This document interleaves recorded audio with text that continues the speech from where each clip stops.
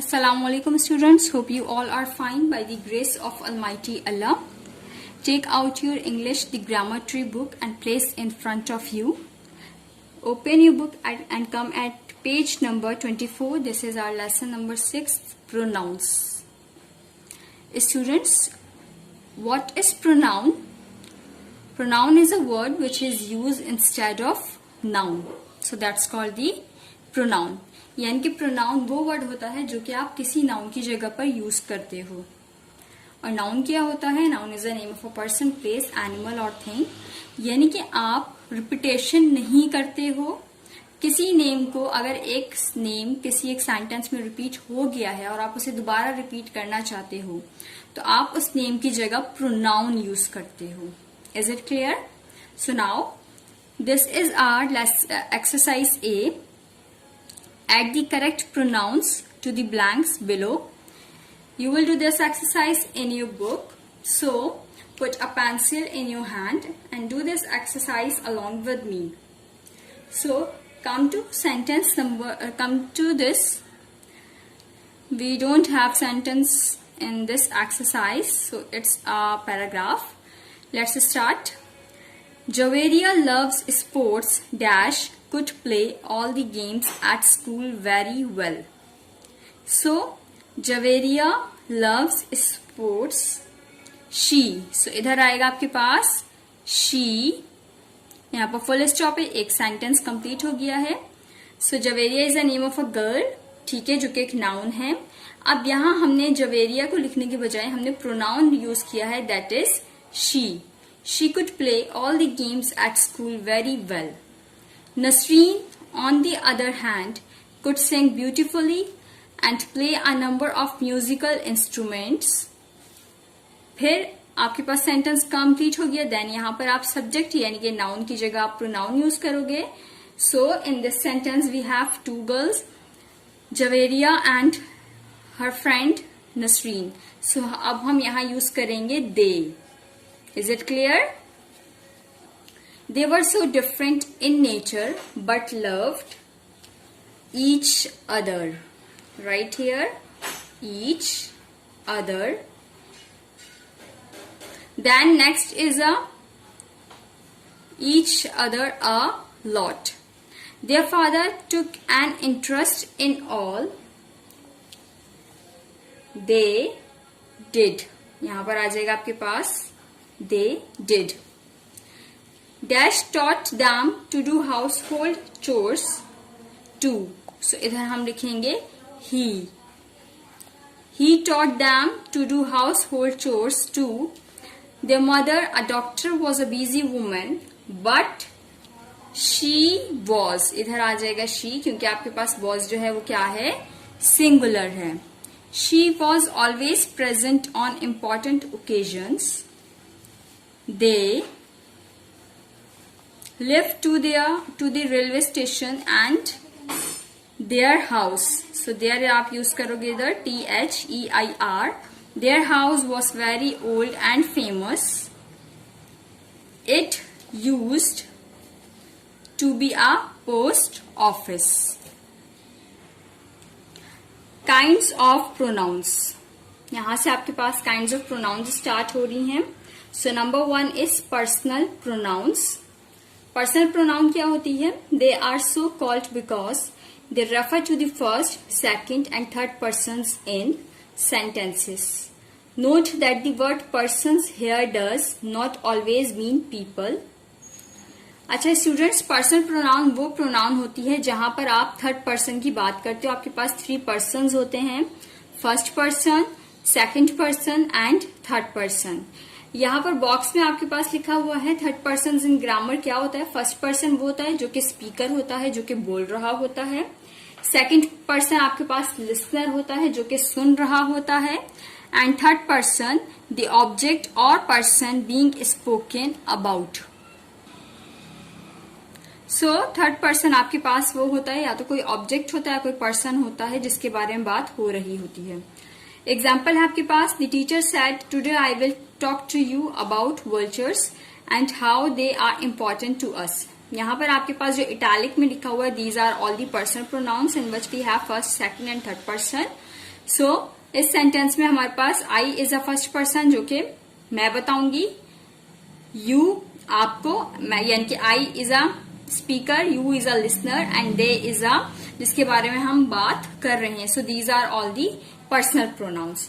सो students, ये definition आप अपनी कॉपी में भी लिखोगे, अपनी एक्सरसाइज नोटबुक में काइंड्स ऑफ प्रोनाउंस लिखकर. काइंड्स ऑफ प्रोनाउन की पहले आप हेडिंग डालोगे, देन आप पर्सनल प्रोनाउन की नंबर 1 लिखोगे. This is your number 1 kind of pronoun, जिसको आप यहां से लेकर पूरी एग्जाम्पल, पूरा पैराग्राफ लिख लोगे.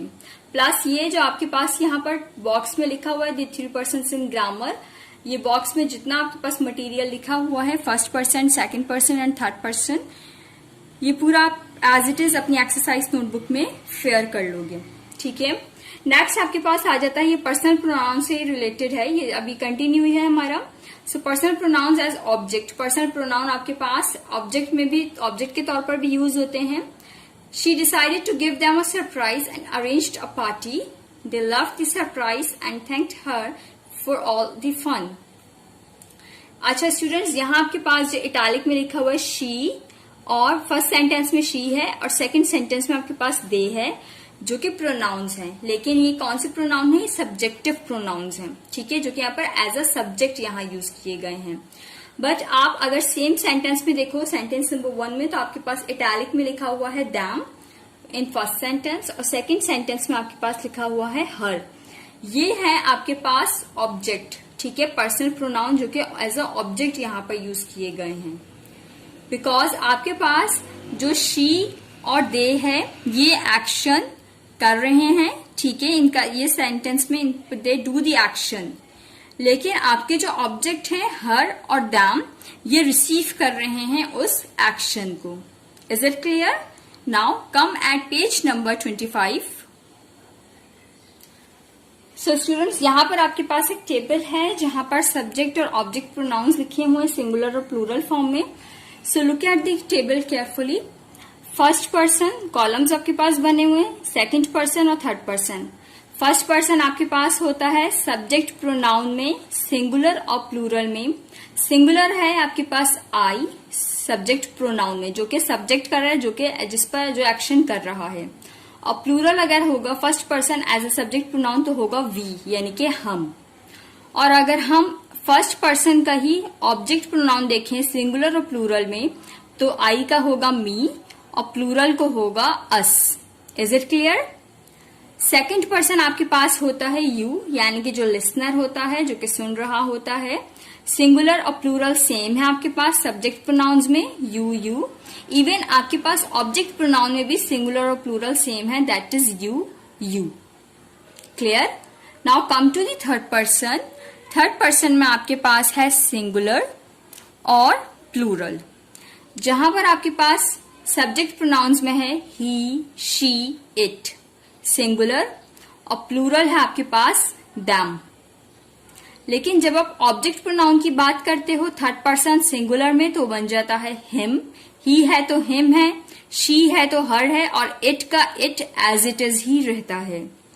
और प्लूरल में दे का बन जाता है object pronoun them. Is it clear? So this is the chart of subject and object pronoun for singular and plural forms. Students, अब आपके पास यहां पर आ जाता है यूजिंग पर्सनल प्रोनाउंस. अब पर्सनल प्रोनाउंस का आप यूज किस तरह करते हो? Personal pronouns should have the same gender and number as the nouns that they refer to. Example, Juned finished 8 books in the holidays. He is a very fast reader. So personal pronoun का आप use किस तरह करते हो? Personal pronoun जो होता है वो हमेशा जेंडर और उसका नंबर नाउन की फॉर्म में सेम ही रहता है जब आप उसे रेफर कर रहे होते हो. एग्जाम्पल है आपके पास, Juned finished 8 books in the holidays. Juned ने फिनिश की थी 8 books हॉलीडेज में, तो Juned is the name of a boy, तो हमने इधर एक उसके लिए प्रोनाउन यूज किया है, that is he. He is a very fast reader. तो यहाँ पर ही जो है वो किसको रेफर कर रहा है? जुनेद को. Is it clear? नेक्स्ट है आपके पास यूजिंग इट. अब आप इट को किस तरह यूज करते हो? जब आपके पास प्रोनाउन इट आ जाता है तो आप किस तरह करते हो रेफर? आप नॉन लिविंग थिंग्स में रेफर करते हो, आप एनिमल्स में रेफर करते हो जब हमें नहीं पता होता है कि एनिमल के जेंडर मेल है या फिर फीमेल है, या आप किसी छोटे बच्चे को लेकर और अ स्मॉल चाइल्ड जब हमें उस बच्चे का जेंडर पता नहीं होता है, ठीक है, या फिर वो इम्पोर्टेंट नहीं होता है। सो यहाँ पर आपके पास एग्जाम्पल है, is that your new painting, it is really beautiful. अब यहाँ पेंटिंग जो है वो क्या है, वो एक नॉन लिविंग थिंग है जिसके लिए हमने अपने सेंटेंस में जिसको रेफर करने के लिए इट यूज किया है, इट इज रियली ब्यूटिफुल। अच्छा स्टूडेंट्स, नेक्स्ट आपके पास यह जो चार्ट बना हुआ है यहाँ पर लिखा हुआ है be careful of it in certain sentences such as. अच्छा, अब हमने इट को जो है वो कुछ सेंटेंसेस में किस तरह यूज करना है वो देख लेते हैं। It is raining heavily today. It was quite cold yesterday. Here it doesn't refer to any noun. अब इधर it जो है वो किसी noun को refer नहीं कर रहा है। This is a special use of the pronoun it where it doesn't function as a pronoun. अब यहाँ पर it को this is a special use of the pronoun, यानी कि यहाँ पर हमने प्रोनाउन को यूज किया है बट यहाँ पर वो एज अ प्रोनाउन फंक्शन नहीं कर रहा है। क्यों नहीं कर रहा है?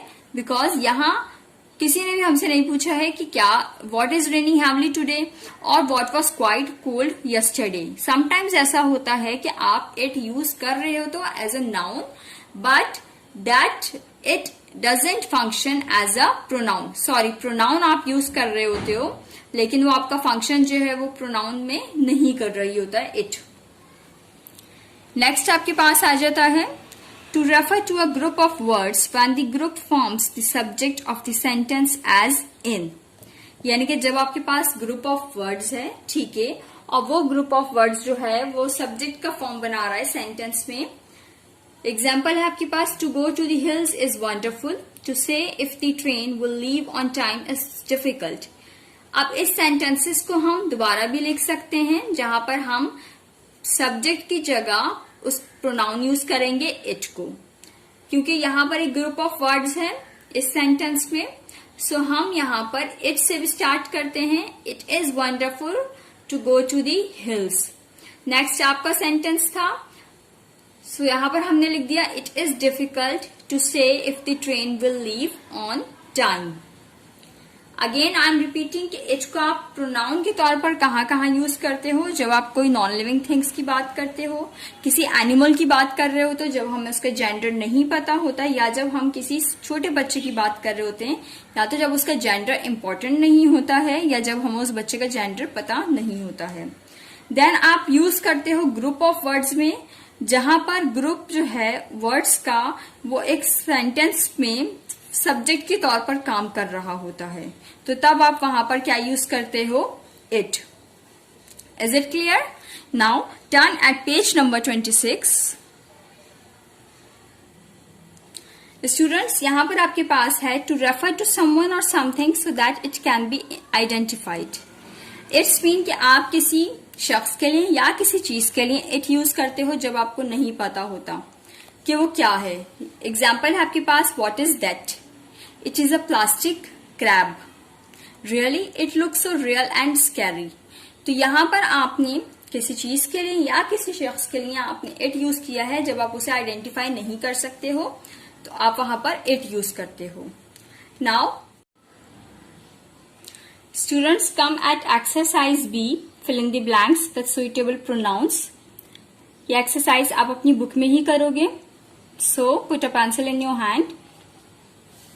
इधर आपने प्रोनाउंस पुट करने हैं इन ब्लैंक्स में। There was much excitement among the children, dash were eagerly looking forward to the annual picnic. So अब इधर आपके पास वर्ड है और यहाँ पर आप एज अ सब्जेक्ट प्रोनाउन को यूज करोगे। सो थर्ड पर्सन ही हम यूज करेंगे, थर्ड पर्सन का plural that is they. So right here, they were eagerly looking forward to the annual picnic. Are dash going to Shalimar Gardens too, wondered Murad. अब यहाँ पर are क्या है आपके पास? आर आपके पास प्लूरल है। सो यहाँ पर आप फर्स्ट पर्सन का प्लूरल ही यूज करोगे सब्जेक्ट प्रोनाउन में, that is we. Are we going to Shalimar Gardens to? Wondered Murad. No, Dash are going to Lahore Zoo with Mrs. Jamal, said Mrs. Kashif. The children looked disappointed. No के साथ अब हम क्या लिखेंगे subject pronoun में, क्योंकि again हमारे पास क्या है आर यानी कि प्लूरल. सो हम यहाँ पर सेकंड पर्सन का लिखेंगे plural, that is you. No, you are going to Lahore Zoo with Mrs. Jamal, said Mrs. Kashif. The children looked disappointed. Won't you be taking us, ma'am? Dash asked. So, अब यहाँ पर हम लिखेंगे won't you be taking us.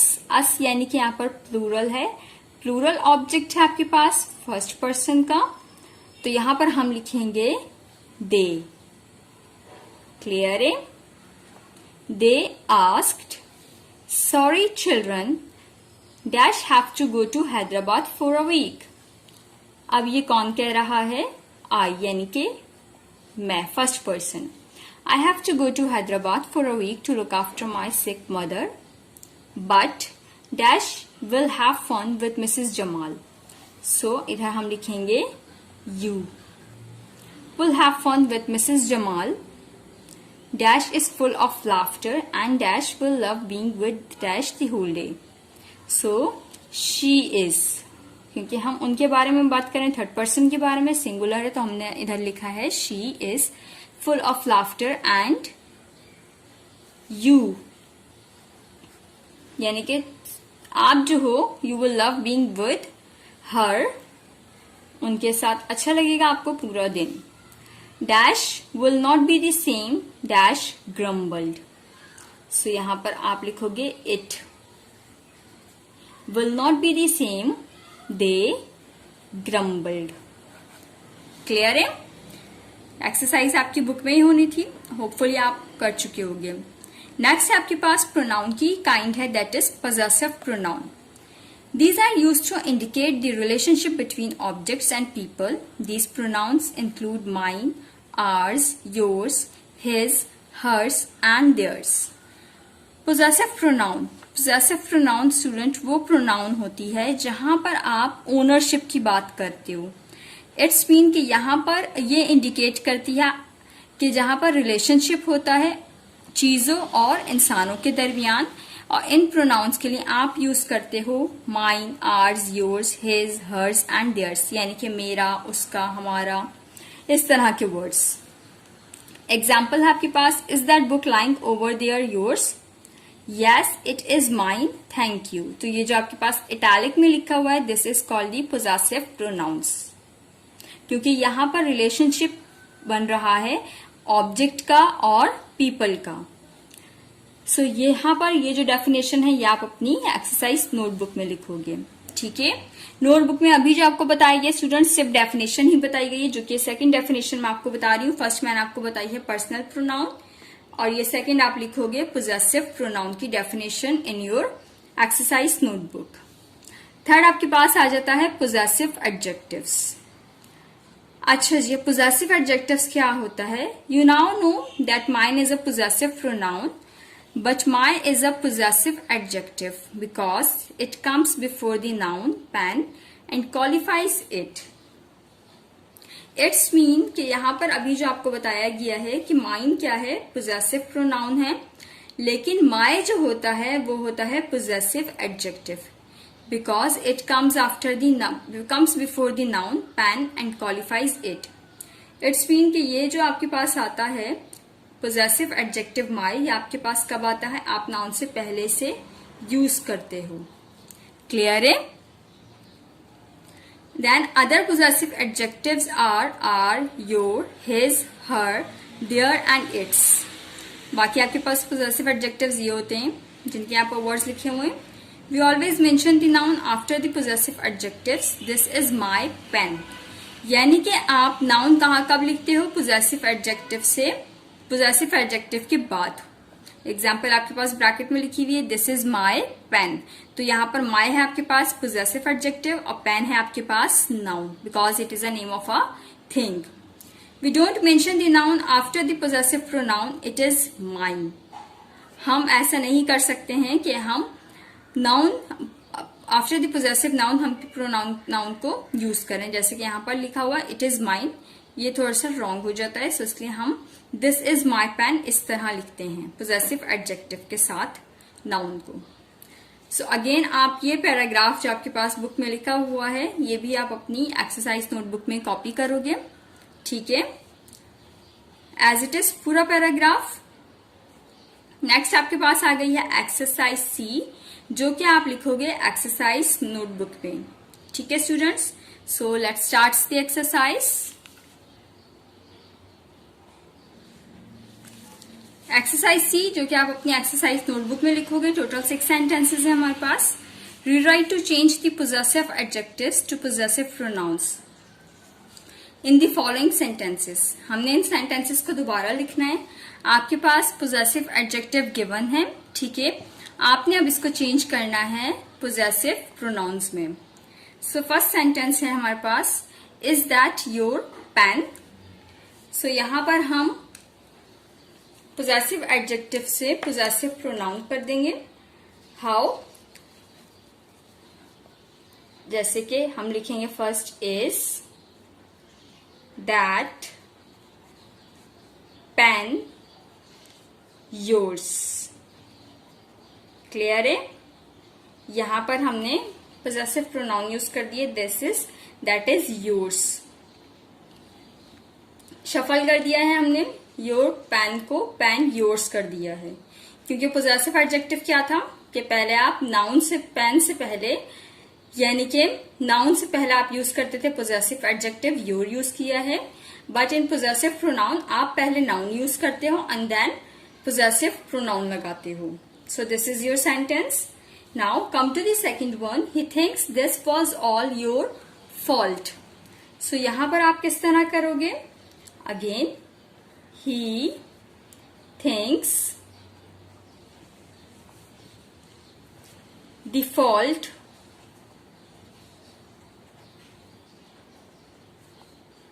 was all yours। Your की जगह आप क्या कर दोगे, पोजेसिव प्रोनाउन कर दोगे से yours। he thinks the fault was all yours। Third one is this is his house and his garden। So यहां पर हमने क्या करना है, अगेन हम पहले लेकर आएंगे नाउन, देन हम लगाएंगे possessive pronoun.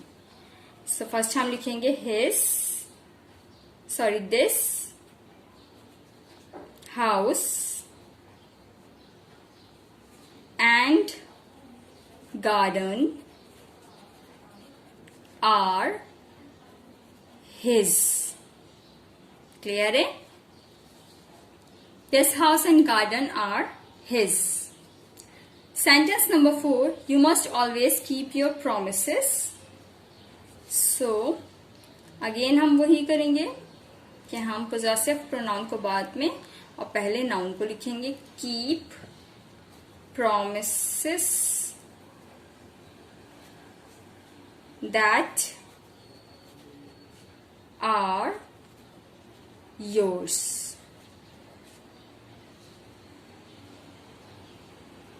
Clear student? Now come to sentence 5, is this pretty young lady your daughter। So अब हम इसको चेंज करेंगे possessive pronoun में। How, let's start, is this pretty young lady a daughter of yours। Clear है, and end में question mark, क्योंकि ये sentence हमारा स्टार्ट हो रहा है इससे। Last one is did you ask him to settle your डेब्ट। बी इसका साइलेंट होता है तो हम इसे डेट पढ़ते हैं, डेट। सो इधर हम लिखेंगे did you ask him to settle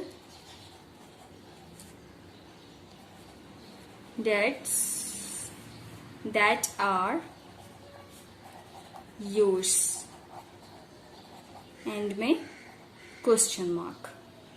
ठीक है स्टूडेंट्स, 6 सेंटेंसेस थे जो कि कंप्लीट हो गए हैं और ये एक्सरसाइज आप अपनी एक्सरसाइज नोटबुक में करोगे। Students, come at page number 27 in your book. The uses of who and whom, who और whom आप कब यूज करोगे।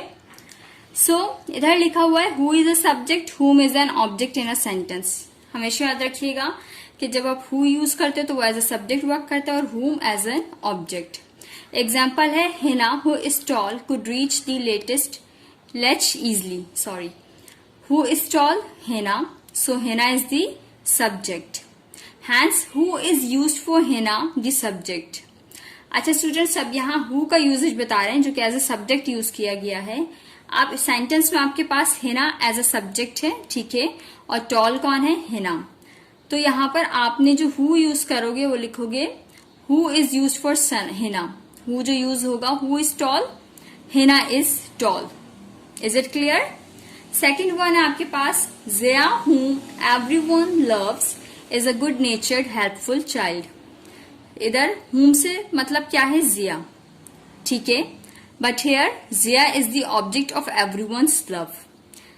सबके प्यार के लिए जो ऑब्जेक्ट है वो हमारे पास क्या है, जिया। सो इधर whom जो हम यूज कर रहे हैं for everyone's love is an object, और whom क्या है, ऑब्जेक्ट है, और ऑब्जेक्ट का क्या है, एवरीवन्स लव। सबसे कौन प्यार करता है, जिया। So we can understand this better through further examples। यहाँ पर एक और आपके पास एग्जाम्पल गिवन है। Suhail who is a good sprinter won a gold medal for his school। Her dog whom everyone calls pudding chased and caught the robber। Is it clear कि who आप use करते हो, who is a subject and whereas whom is an object in a sentence। Next आपके पास आ जाता है reflexive pronoun. Reflexive pronoun is that pronoun these pronouns refer back to the subject। in other words, these pronouns refer to the door of the action। so example है आपके पास Bushra made herself a promise। reflexive pronoun वो pronoun होती है, it's mean कि आपके पास जो चीज है, ठीक है, वो रिफ्लेक्स हो रही है सब्जेक्ट ही पर दोबारा आ रही है। यानी कि अगर कोई सब्जेक्ट है, ठीक है, और वो कोई एक्शन करता है तो उसका रिएक्शन भी किस पर होता है, सब्जेक्ट पर ही होता है। एग्जाम्पल है आपके पास Bushra made herself a promise. So इधर प्रोनाउन है आपके पास हर सेल्फ, ठीक है, जो कि वापस जिसका सब्जेक्ट क्या है, बुशरा, जो कि एक्शन कर रही है, और हर सेल्फ उसका क्या है, रिएक्शन, जो कि सब्जेक्ट पर ही उसका रिएक्शन हो रहा है। क्लियर है आपके पास। अगेन मैं बता रही हूँ स्टूडेंट्स, अगर सब्जेक्ट कोई एक्शन कर रहा है तो उसका रिएक्शन भी सब्जेक्ट पर ही होता है। यानी कि बुशरा ने अपने आप से ही प्रॉमिस किया है, बुशरा ने किसी और से प्रॉमिस नहीं किया है, बुशरा ने अपने आप से ही प्रॉमिस किया है। Bushra made herself a promise. Clear है। फिर इसके अलावा आप यहाँ पर यूज करते हो सेल्फ वाले sentences, herself, yourself, himself, ourself, themself और योर सेल्फ। अब वो सेल्फ भी हो सकता है और सेल्व्स भी हो सकता है। इट्स मीन कि आप इसे सिंगुलर और प्लूरल दोनों फॉर्म में यूज करते हो। सो रिफ्लेक्सिव प्रोनाउन की डेफिनेशन आप लिख लोगे, ठीक है। These pronouns refer back to the subject. In other words these pronouns refer to the doer of the action. और यहाँ पर आप लिख लोगे एग्जाम्पल। क्लियर है स्टूडेंट्स। डेफिनेशन और एग्जाम्पल एक्सरसाइज नोटबुक में आपने अपनी लिखनी है। So this is the third kind of pronoun. First आप लिखोगे पर्सनल प्रोनाउन, सेकेंड आप लिखोगे पोजेसिव प्रोनाउन, उसके बाद आप पोजेसिव एडजेक्टिव, एंड देन आप लिखोगे रिफ्लेक्सिव प्रोनाउन। नेक्स्ट आपके पास आ जाता है using reflexive pronouns for emphasis. अच्छा जी, अब यहाँ पर एग्जाम्पल है, एम्फेसिस में भी आप यूज करते हो जहां पर एम्फोसाइज किया जा रहा होता है सब्जेक्ट को ही। माई 12-year-old daughter baked this cake herself। It's mean कि यहाँ पर एक आपके पास एग्जाम्पल है, ठीक है। तो एम्फेसिस प्रोनाउन वो प्रोनाउन होती है जहां पर आप वो प्रोनाउन होती है स्टूडेंट्स जो किसी सेंटेंस में सब्जेक्ट को ही एम्फसाइज कर रही होती है, ठीक है।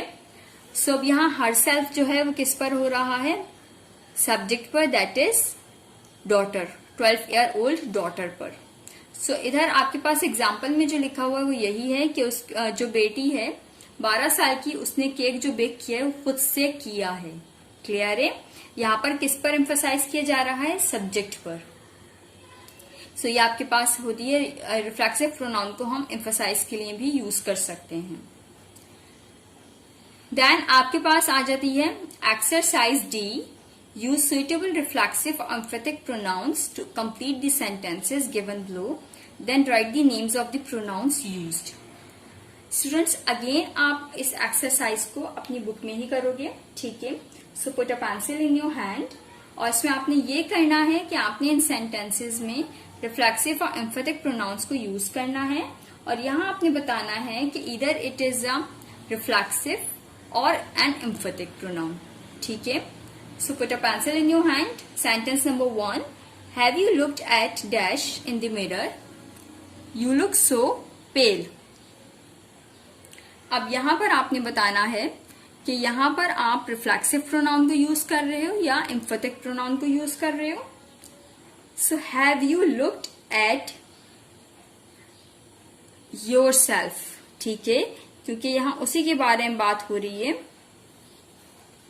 In the mirror you look so pale, तो यहां पर रिफ्लेक्सिव प्रोनाउन है या फिर एम्फेटिक प्रोनाउन है, ये आपने बताना है। So it is a reflexive pronoun, आप यहां पर लिख लो, ठीक है। रिफ्लेक्सिव प्रोनाउन, जस्ट रिफ्लेक्सिव लिख लो, it is okay. Now come to the second sentence, she does all her household chores, वो घर के काम जो अपने वो खुद करती है। सो यहां पर क्या आएगा? हर सेल्फ, एम्फसाइज किया जा रहा है सब्जेक्ट पर ही, तो आप यहां लिख लोगे, सॉरी एम्फसाइज नहीं किया जा रहा है, यहाँ पर रिफ्लेक्स हो रहा है, ठीक है, कि वो जो काम है, जो एक्शन है, रिएक्शन भी उसी पर ही हो रहा है। तो यहां पर ये अगेन आपके पास कौन सा सेंटेंस है? Reflexive. Third one is they can pick up the parcel dash from the post office. So यहां पर दे है, सो इट्स मीन हम यहाँ यूज करेंगे सेल्फ वाला सेंटेंस, सेल्फ या सेल्व्स वाला, क्योंकि दे है so definitely it's a plural, so यहाँ पर हम लिखेंगे देम सेल्व्स। अब आपने ये बताना है कि रिफ्लेक्सिव है या फिर एम्फेटिक प्रोनाउन है। They can pick up the parcel themselves from the post office, so this is an emphatic pronoun, emphatic है ये, ठीक है। तो यहां पर आप एम्फेटिक लिख लो। And now turn at page number 28.